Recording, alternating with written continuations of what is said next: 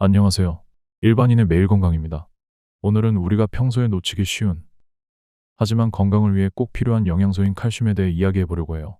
국민영양조사에 따르면 한국인 대부분이 칼슘 섭취량이 권장량에 미치지 못하고 있다고 합니다. 특히 칼슘은 골격 건강뿐만 아니라 근육, 신경계, 심혈관계에도 중요한 역할을 합니다.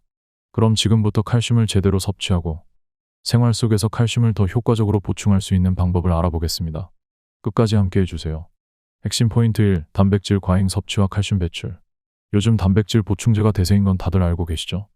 운동 후 단백질 보충제나 고단백 식품을 섭취하는 것은 근육을 키우기 위한 필수 과정이라고 알려져 있는데요. 그런데 단백질을 너무 많이 섭취하면 오히려 칼슘 배출이 촉진된다는 사실 알고 계셨나요? 질병관리청의 연구에 따르면 동물성 단백질을 과도하게 섭취하면 소변을 통해 칼슘 배출이 증가한다고 해요.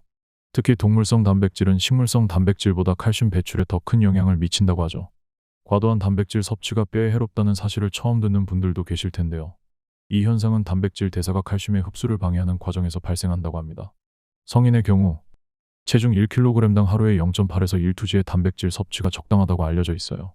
예를 들어 키 160cm의 여성은 52kg 정도의 체중을 가정할 때 하루에 42에서 6~2g 정도의 단백질 섭취가 적절합니다.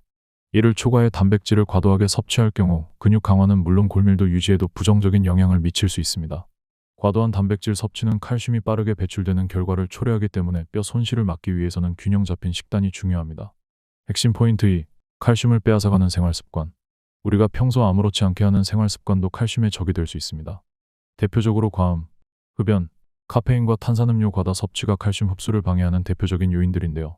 특히 흡연과 음주가 결합되면 그 피해는 배가 된다고 하죠.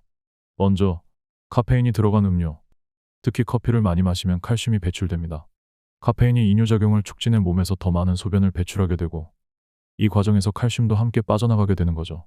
하루에 4잔 이상의 커피를 마시면 골밀도가 감소할 수 있다는 연구 결과가 있습니다. 따라서 커피는 하루 3잔 이하로 줄이는 것이 좋습니다. 또한 탄산음료에도 주의해야 합니다. 탄산음료에 포함된 카페인과 인성분이 칼슘 흡수를 방해하고 배출을 촉진해 골밀도 감소로 이어질 수 있다고 해요. 탄산음료를 많이 마시면 골다공증 위험이 증가할 수 있으니 가능하면 물이나 차 같은 음료로 대체하는 것이 좋겠죠. 뿐만 아니라 알코올도 칼슘 흡수에 나쁜 영향을 미칩니다. 알코올은 장에서 칼슘 흡수를 방해하고 소변으로 칼슘 배설을 증가시킵니다. 특히 장기간 과음하게 되면 뼈 생성을 억제해 골밀도를 급격히 낮출 수 있어요. 흡연 역시 골밀도 저하와 직접적으로 연관이 있습니다. 흡연은 혈액 순환을 방해하고 뼈 조직으로 가는 혈액 공급을 줄여 골다공증의 위험을 높입니다. 혹시 여러분은 이런 음료나 습관들을 얼마나 자주 접하고 계신가요? 칼슘을 건강하게 유지하기 위해서는 이런 생활 습관들도 철저히 관리하는 것이 중요합니다. 핵심 포인트 3. 칼슘 섭취의 올바른 방법. 칼슘을 충분히 섭취하려면 우유와 유제품이 가장 좋은 선택입니다. 그러나 우유를 마시고 속이 불편하다는 분들도 많으시죠? 이런 경우에는 유당분의 우유나 요구르트가 좋은 대안이 될 수 있습니다. 요구르트는 발효를 거쳐 유당이 많이 분해되기 때문에 소화가 더 잘 되고 칼슘 흡수율도 높습니다.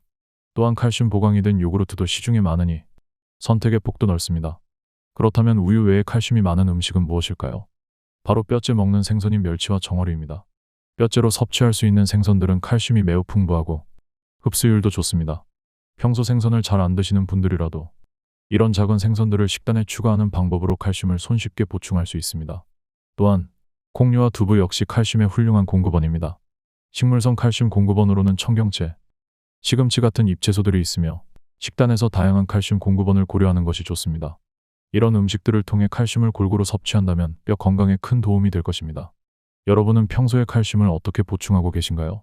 오늘부터라도 우유나 멸치 같은 음식을 챙겨 드시는 습관을 들여보는 건 어떨까요? 핵심 포인트 4. 비타민 D와의 연계성. 칼슘이 아무리 많이 들어있는 음식을 먹어도 비타민 D가 부족하면 우리 몸에서 칼슘이 제대로 흡수되지 않습니다. 비타민 D는 칼슘 흡수를 돕고 뼈를 건강하게 유지하는 데 필수적인 역할을 하죠. 비타민 D는 주로 햇볕을 쬐면서 우리 몸에서 합성되지만 식품을 통해서도 섭취할 수 있습니다. 비타민 D가 풍부한 식품으로는 버섯, 간, 달걀, 노른자, 그리고 생선 등이 있는데요. 이러한 식품들을 통해 비타민 D를 보충해주는 것이 칼슘의 흡수율을 높이는 데 큰 도움이 됩니다. 또한 요즘은 비타민 D 보충제도 많이 판매되고 있으니 부족함을 느낀다면 보충제도 하나의 방법일 수 있습니다. 하루에 20분 이상 햇볕을 쬐는 것도 중요한데요. 실내에서 시간을 많이 보내시는 분들이라면 일부러라도 밖에서 햇볕을 쬐는 시간을 가져보시는 것을 권장드립니다. 오늘은 칼슘 섭취와 관련된 여러 가지 중요한 정보들을 다뤄봤습니다. 칼슘을 잘 보충하면 골다공증 예방뿐만 아니라 전반적인 건강에도 큰 도움이 됩니다. 여러분은 어떻게 칼슘을 보충하고 계신가요? 오늘 배운 팁들을 실생활에 꼭 적용해 보세요. 여러분만의 칼슘 섭취 방법이 있다면 댓글로 알려주세요. 그리고 구독과 좋아요도 꼭 눌러주시면 더 많은 건강 정보를 받아보실 수 있습니다. 다음 영상에서 또 만나요.